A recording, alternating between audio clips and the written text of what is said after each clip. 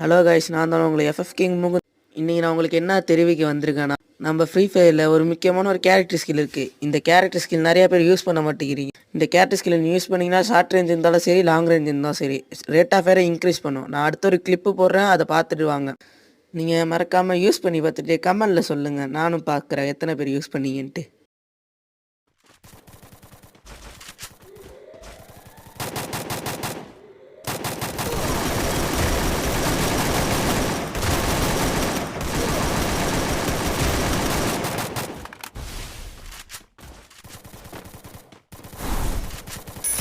ஒரு கிலோ அடித்தா எய்ஸுன்னு நான் பார்த்துட்டு ஓடுறப்ப நம்ம டீம்மேட்டே அடிச்சு விட்டாங்க கைஸ்.